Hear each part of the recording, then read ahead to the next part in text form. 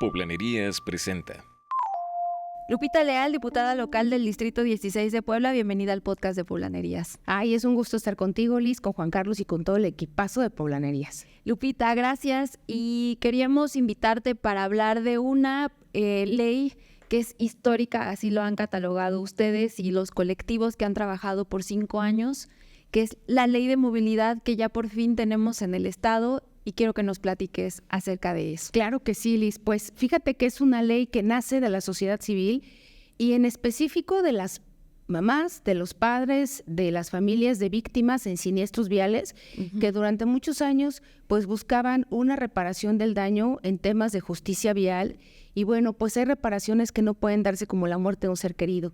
Y en ese sentido, cuando conozco a Ramón y a Luz, que son los papás del arquitecto Emanuel Vara Centeno, quien hace 5 años precisamente murió a causa de un atropellamiento, siendo funcionario público de movilidad en ese entonces del ayuntamiento, ellos me decían que lo que buscaban en una ley es que no le volviera a pasar a otra persona, es decir, que no se repitiera la misma historia, siendo que ocupa Puebla entre el segundo y el cuarto lugar en muertes viales. Por ejemplo, en el 2022 ocupábamos segundo lugar, en el 2023 ocupamos el segundo lugar y ahorita pues están incrementando mucho más los siniestros viales y eso era la necesidad de una ley de movilidad, el mandarle un mensaje a la sociedad y a los gobiernos municipales, que son los que se encargan de la implementación de infraestructura, que no pueden seguir construyendo calles chuecas, calles sin banquetas, calles que no contengan en una vialidad todo el conjunto de el arbolado, banquetas de 2 metros con 10 centímetros como lo mandata el manual de calles de la SEDATU, con ocasiones que pueda habilitarse la infraestructura ciclista. Y también el objetivo es que no muera nadie más en las calles a causa de la imprudencia, exceso de velocidad o bajo el influjo del alcohol. Justo eso era el propósito de invitarte, Lupita, porque para quien no esté familiarizado con todos estos términos, porque la realidad es que la cultura vial de todos, de todos los usuarios, ¿no? Tanto peatones como ciclistas, motociclistas, automovilistas, pues somos a veces inconscientes, ¿no? Uno mismo de cómo nos movemos y de cómo convivimos con todos cuando estamos ya en la parte de movilidad. Entonces, para quien esté en ceros, que no conozca ni siquiera la pirámide de movilidad, ¿qué es lo que va a hacer esta nueva ley? ¿Cómo lo vamos a ver los ciudadanos reflejada en las calles de Puebla? Así es, bueno, hoy la ciudadanía en Puebla y en todo el país ya se va a tener que adaptar a criterios unificados. Es decir, si tú viajas a Chihuahua o a Ciudad de México o a Querétaro, te vas a encontrar con varias velocidades. La primera son los 20 kilómetros, que es para área hospitalaria, asilos y escolar, ¿sí? Va a ser en todo el país. ¿Por qué se necesitaba poner u homologar los 20 kilómetros? Porque es el momento donde te da tiempo de hacer un frenado. Después siguen los 50 kilómetros, que son en vialidades primarias, de acceso controlado, y después siguen los 80 kilómetros, que son en áreas secundarias, como por ejemplo la vía Atliscayot, con hoy este ejercicio que se está haciendo de urbanismo táctico. ¿Qué quiere decir para las y los poblanos? Que no pueden acceder la velocidad porque entonces ya serán sancionados por medio de cinemómetros, de la instalación de más fotomultas o de alguna estrategia que los ayuntamientos ya están obligados por medio de esta ley. Seguir, sí. La ciudadanía debe de entender que el disminuir las muertes viales no es recaudatorio. Si ocupamos el segundo lugar en muertes viales, tú como legislador tienes la obligación y la facultad de crear una ley para prevenirlo, y los ayuntamientos tienen la obligación de darle un ordenamiento territorial al espacio vial y sobre todo cómo van bajando sus índices de mortandad. Entonces, eso es lo primero que tienen que saber las y los poblanos, que es un llamado a la sociedad a que le baje a la velocidad, a que a sus hijos, si se van de fiesta los fines de semana, que sepan en dónde están, que si son las 3 de la mañana y sus hijos no llegan, que vayan por ellos. Ya hemos vivido bastantes siniestros tan terroríficos como el que pasó hace unos días de 3 chicos calcinados, donde un automóvil estaba adaptado a nitrógeno porque era un coche convencional y el chico lo adapta para que sea un carro de carreras, ¿no? Que eso tendrían que vigilarlo cuando fue la verificación. Claro. En la verificación tuvieron que darse cuenta de eso y pues lamentablemente no se hizo. Entonces ese es un primer llamado a las y los poblanos. Y el segundo y muy importante tiene que ver con los alcoholímetros permanentes. Ya la ley obliga a los ayuntamientos de los 217 municipios a que tengan áreas de alcoholímetros permanentes que pueden ser itinerantes y que obviamente se haga la respectiva sanción y es que no puedan manejar. Por ejemplo, en este tema de los alcoholímetros es bien común, por ejemplo, los que se ponen en la recta Cholula, ¿no? El inicio o en el fin, y ya por WhatsApp o por los grupos de Facebook se avisan y entonces hay muchos usuarios que van saliendo a lo mejor de los bares o de los antros que ya saben que ahí está el alcoholímetro y ya evitan pasar por ahí. Entonces, ¿cómo le puede hacer ahí la autoridad? O sea, ¿qué tendría que hacer el municipio, los municipios que estén regulando para que no pasen este tipo de cosas? Pues ellos tienen la facultad de idear la manera en la que van a poner las ubicaciones y los modos de los alcoholímetros. ¿Qué tendrían que hacer? Pues poner varios en diferentes cruces de los que ya sabemos de las intersecciones y meterse a esos chats. O sea, simple y sencillamente en Waze te aparece dónde están las mediciones de velocidad y en muchos de Facebook están, ¿no? Lo de los alcoholímetros, pues la autoridad también tiene que bajarse a identificar dónde se está dando. Entonces, estos alcoholímetros permanentes son necesarios. Quien me diga que son recaudatorios, pues ocuparíamos el último lugar en muertes viales, pero somos el segundo. Y el incidente y siniestro que pasó este fin de semana pasado, hace 2 semanas, con los chicos calcinados, no se hubiera dado si hubiera habido un alcoholímetro en el lugar idóneo. Entonces, sí, la ciudadanía debe de entender que como gobierno tenemos la obligación y la responsabilidad de salvaguardar sus vidas y que no sigan muriendo en las calles por una imprudencia de estoy bien, ¿sí? Y pues la persona que va al frente del volante pues está completamente alcoholizada. Entonces, digamos que los cambios más notorios que puede percibir la población sería la reducción de velocidad y la permanencia constante, sobre todo los fines de semana, de alcoholímetros.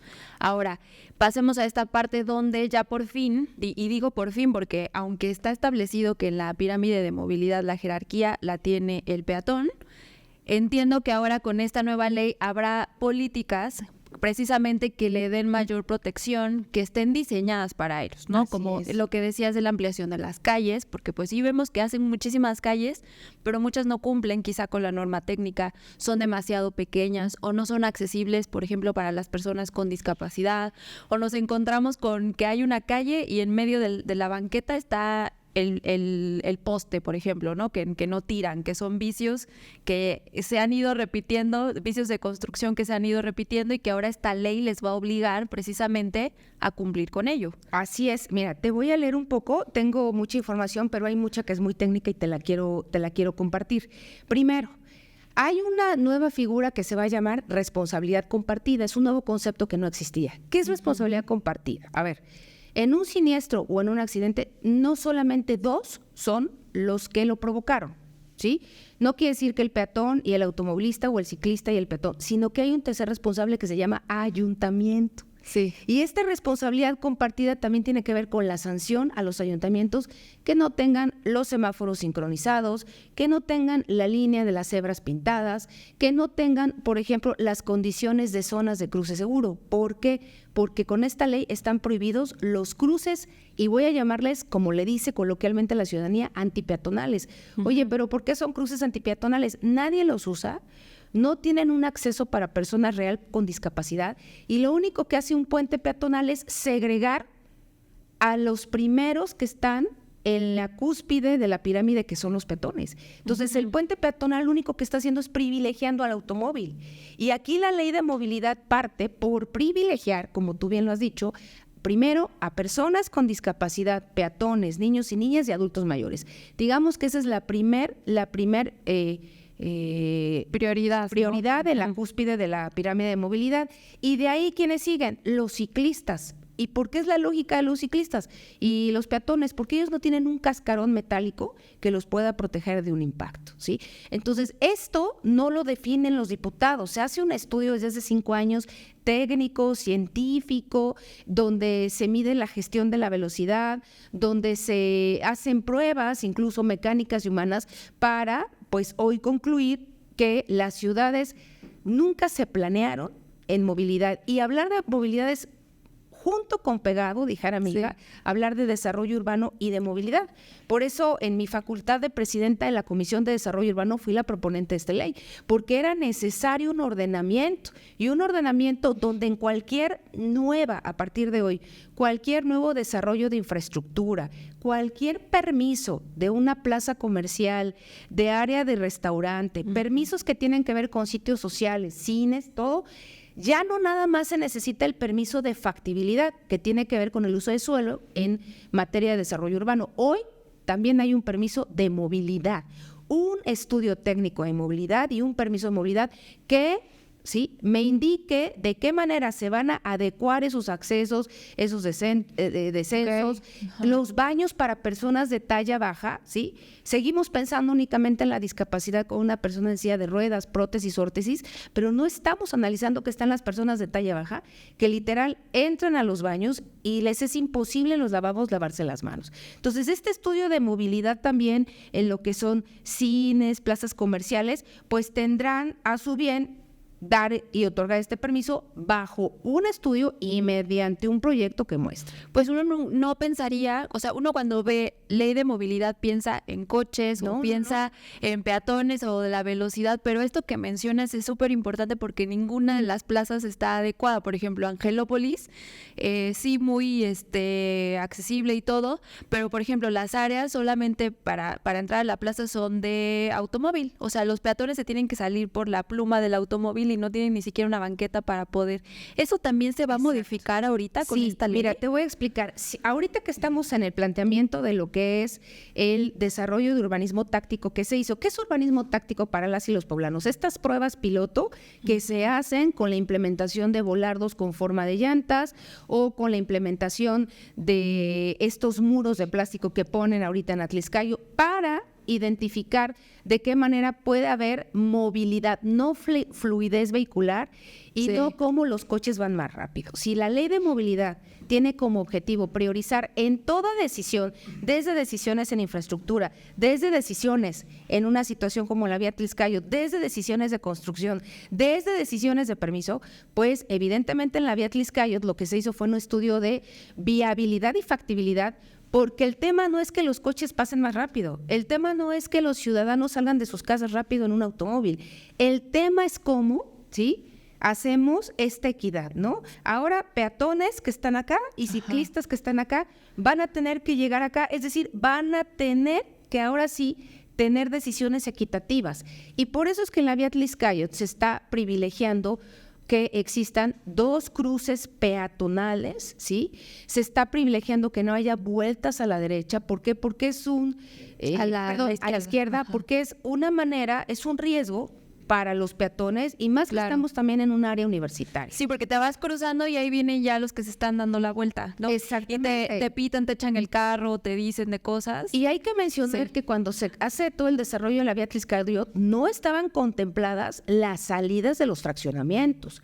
Y hoy se dijo en rueda de prensa, hoy lo dijeron en rueda de prensa, no estaban contempladas esas salidas de los fraccionamientos. Se hicieron como una presión social de los habitantes de los fraccionamientos que sí, efectivamente, tendrían que haber hecho lo que hoy van a hacer, dar la vuelta completamente, ¿no? Lo que pasa es que hablamos de 122,000 vehículos, con 11,000 peatones en esa zona, con aproximadamente 500 ciclistas, con un flujo de, obviamente, de también camiones de usuarios del transporte público y se colapsa la vía Atlixcayo. Pero el colapso tiene que ir en función de cómo al peatón, a la persona con discapacidad, al ciclista y a los usuarios del transporte público que también están en la pirámide, en un área privilegiada, cómo les hacemos más factible y equitativamente la vialidad. Ya no nada más es de los coches. ¿Cómo contempla esta ley al transporte público y a los usuarios del transporte público? O sea, ¿qué cambios vamos a ver a partir de la aprobación de esta ley para el transporte? Mira, hay algo muy importante. La ley de transporte ya tiene en su momento varias reglas, como que el transporte no puede tener más de 20 años circulando, el límite son 10 años. Como que el transporte debe de ser de calidad. Sin embargo, pues eso es un rollo muy bonito. Eso no pasa aquí. La ley del transporte, el único para mí fue como un trámite de actualización de letra muerta, ¿sí? Y tú sales hoy y el transporte público es obsoleto. Es un transporte público que no tiene calidad, que no tiene una plataforma a nivel del piso para personas con discapacidad, que los operadores del transporte público no tienen condiciones laborales, no tienen un seguro social. Seguimos con el modelo de hombre-camión. Entonces, eso viene en la ley de transporte ya establecido. Ya la ley del transporte establece migrar a un sistema de empresa-ruta-camión. ¿Qué quiere decir para las y los poblanos? Que el operador de transporte público no se puede distraer en el cobro con monedas, ¿sí? Ya tiene que ser con una tarjeta. Como es el ruta, digamos. Como es el ruta, ¿sí? ¿Y por qué? Por muchísimas razones. Una, porque el operador no se puede distraer. Dos, porque algunos concesionarios, digo algunos concesionarios, siguen diciendo que no es negocio. Siguen diciéndole a la Secretaría de Movilidad que no les entra nada de dinero. Pues la Secretaría de Movilidad sigue siendo presa de lo que le dicen algunos concesionarios, porque no hay un reporte hasta el día de hoy de cuánto ingresa. No claro, que era algo que platicábamos la vez pasada, que pues tú tienes el boleto y eso te avala, ¿no? Pero en muchas ocasiones ni siquiera te dan boleto, entonces ¿cómo sabes cuántas personas están subiendo, cuál es la ganancia? Y aparte de eso queda en orfandad el operador del transporte público. ¿Por qué? Porque el operador tiene que entregar de 2,000 a 4,000 pesos al día y lo que le sobre, eso ya es su sueldo, pero al día le tiene que entregar a concesionario entre 2,000 y 4,000. Entonces, eso ya está en la ley del transporte. ¿Y qué pasa? Pues que el gobierno del Estado y la Secretaría de Movilidad son completamente omisas a una ley que manda, ¿no?, el gobernador Barbosa en ese entonces del Morena. Entonces, aquí sí hay una clara, pues no es político lo que estoy diciendo, pues los poblanos y las poblanas que suben al transporte público claramente se dan cuenta que hay una gran omisión. Ahora, respecto a la Secretaría de Movilidad, ya el reglamento de la Secretaría de Movilidad dice que tiene que haber pruebas teóricas y prácticas. ¿Por qué se dan también los siniestros? Porque hay personas que les regalan como un chocolate la licencia, ¿sí? Sí. Y entonces te dicen, no, todavía no he aprendido a manejar, pero ya tengo mi licencia. Ah, caray, ¿cómo? Pues sí. Claro, en la Secretaría de Movilidad del Estado de Puebla actualmente solo se hacen, en algunos casos, pruebas teóricas, y no existen las pruebas prácticas cuando ya lo tiene como obligación en el reglamento. Por eso blindamos en la ley de movilidad, y en la ley de movilidad hay un artículo donde dice que la Secretaría de Movilidad tiene o sí, en menos de 365 días, que instalar y adaptar, ya sea o un camión, que hay unos camiones que, por ejemplo, son estáticos y ahí haces tu prueba, o hacerse de una estrategia para hacer la prueba práctica, ¿no? ¿Por qué? Pues porque lo vemos en otros países. En otros países a la primera de exceso de velocidad te quitan la licencia. No, bueno, y hay muchísimos casos en los que una persona que no sabe manejar tiene licencia. Y yo me acuerdo, dice, por si aprendo, ¿no? O por si me compro un coche, ya tengo licencia. En la cultura americana y en muchas películas, y quienes tenemos amigos te dicen, ya logré mi licencia. O sea, es un logro. ¿Sí? En la Unión Americana sacaron una licencia porque te hacen una prueba práctica. Y eso va a ser tanto para las nuevas como para la renovación. Exactamente. Entonces, estamos ante la omisión y la irresponsabilidad de la Secretaría de Movilidad del Estado en no ajustarse a lo que ya dice su reglamento. Eso ya lo dice y no lo están haciendo. Ya también lo incluimos en la ley de movilidad, porque no puedes estar poniendo camiones en los municipios, regalando las licencias, porque quedes bien con el presidente municipal cuando estamos ocupando el segundo lugar en muertes viales. Entonces, he sido clara y concisa al respecto. Ya el secretario de Movilidad, Omar Álvarez Arronte, lo sabe. Hemos platicado, están conscientes y bueno, pues lo único que necesita es en su presupuesto de ingresos y egresos prever ello. Preverlo, porque aunque en la ley diga que tienen 365 días las autoridades estatales para adaptarse a lo que diga, ya su reglamento actual lo dice. Y hay algo muy importante, este examen teórico tiene que ver con la nueva ley. nada de que el examen teórico es qué significa la flecha a la derecha, ¿no? Sí, ¿Qué significa, esta señal de tránsito. Ya debe traer preguntas respecto a la ley de movilidad, pirámide de movilidad, quién es privilegiado en la pirámide. Y para eso, ¿y dónde puede estudiar eso el usuario? O sea, les van a proporcionar algunos manuales. Tienen la obligación de hacer ahorita una campaña de difusión de la ley de movilidad que también viene aquí estipulado en la ley. Y bueno, muchas personas me han dicho, es que esta ley no le va a servir de nada. A ver, siempre una ley es un primer marco jurídico que visibiliza una situación. Antes no existía una ley de movilidad. Hoy ya hay, y poco a poco la ciudadanía va a tener que ir adaptándose. Yo siempre lo he dicho, no es una imposición de los legisladores, es evolucionar como sociedad. Tenemos que evolucionar como sociedad porque tú lo has vivido, los atropellamientos, esta señora que acaba de morir, ¿no? Sí, ahí en la Cerdán, ¿no? Lo hemos vivido, entonces sí necesitamos ir disminuyendo estos indicadores y sobre todo que la sociedad también sea empática. ¿A qué me refiero con empática? Ejemplo en la vía Tliscayo, ¿no? No es que ayer hubo una manifestación muy respetable de los vecinos que están en los fraccionamientos aledaños. Sin embargo, aquí no podemos privilegiar a solamente un grupo, sino tenemos que hacer un estudio técnico donde se verifique de qué manera se está haciendo que la movilidad sea inclusiva. ¿Qué es movilidad inclusiva? Que el peatón, en vez de estar esperando 37 minutos para cruzar, pues ya pase en 11 minutos, ¿no? Yo creo que eso también tiene que ver con la calidad de vida. Y si lo analizamos, también puede ser un problema de salud pública si no detenemos los accidentes y los siniestros. Pues, Lupita, nos dejas con muchísimas reflexiones, tanto los que somos peatones como los que conducimos un automóvil, porque al final de cuentas, como aquí dice nuestro director, todos somos peatones, porque aunque tú manejes un coche, un camión, cuando te bajas y caminas, ya eres un peatón. Y yo creo que la responsabilidad está en todos. Y como también dice la mamá de Manu, finalmente el automovilista es quien lleva el alma mortal. Entonces, sí es importante ponerle ojo a que hay que bajarle a la velocidad y hay que ser, tanto la autoridad, un poco más responsable para no ser tan omisa en este tipo de actos y los ciudadanos pues tomar conciencia de eso.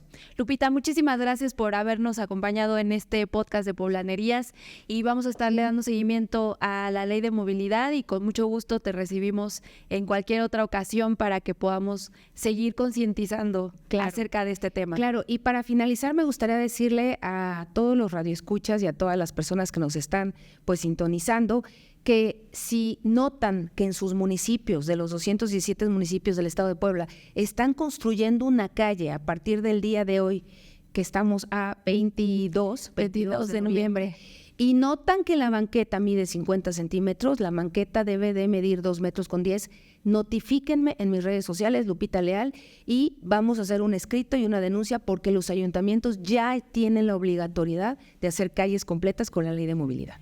Perfecto, pues entonces, ¿cuál es tu usuario, Lupita? Lupita Leal _ me encuentra en todas las redes sociales. Perfecto, entonces ahí para que lo puedan notar y muchas gracias otra vez, Lupita. Buen día.